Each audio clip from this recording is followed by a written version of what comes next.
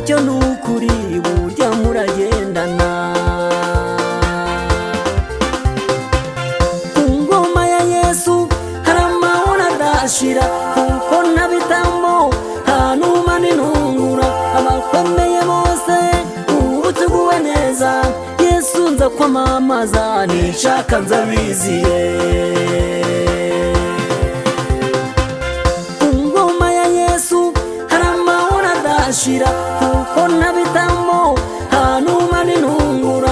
Abakomeye bose ubu tuguwe neza, Yesu nza kwamamaza nishaka nzabiziye.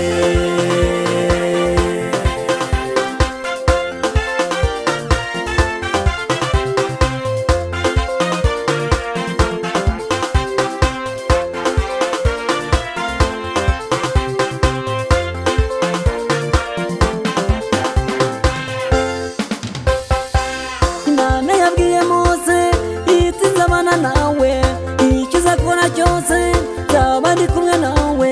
Yabanye na Yozefu mu gihugu cy'Egiputa, nimugire igikomangoma amahanga aramumenya.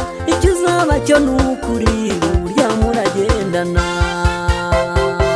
Imana yabwiye Mose iti nzabana nawe, icyo uzakora cyose nzaba ndi kumwe nawe. Yabanye na Yozefu mu gihugu cy'Egiputa, nimugire igikomangoma amahanga aramumenya. Icyo uzaba cyo nukuri burya muragendana. Ku ngoma ya Yesu hari amahoro adashira, kuko nta bitambo nta numa n'intungura. Abakomeye bose ubu tuguwe neza, Yesu nza kwamamaza nishaka nzabiziye.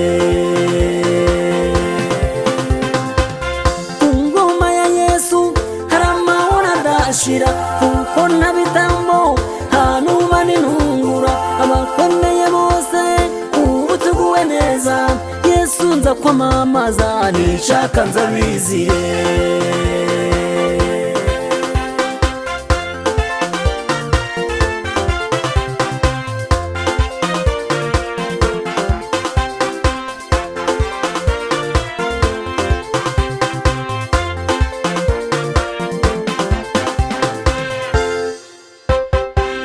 Igihe cy'Aburahamu cyararangiye, Mose yarakoze nawe karahava. Eliya na Elisa banditse amateka. Ingoma ya Yesu yatugezeho byinshi, oya nawe ayirwanya we, kuko yazanye amahoro. Igihe cy'Aburahamu cyararangiye, Mose yarakoze nawe karahava. Eliya na Elisa banditse amateka. Ingoma ya Yesu yatugezeho byinshi, oya nawe ayirwanya we, kuko yazanye amahoro. Ku ngoma ya Yesu hari amahoro adashira, kuko nta bitambo nta numa n'intungura.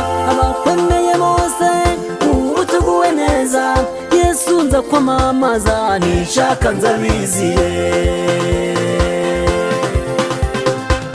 Ku ngoma ya Yesu hari amahoro adashira, kuko nta bitambo nta numa n'intungura. Abakomeye bose ubu tuguwe neza, Yesu nza kwamamaza nishaka nzabiziye. Ku ngoma ya Yesu hari amahoro adashira, kuko nta bitambo nta numa n'intungura.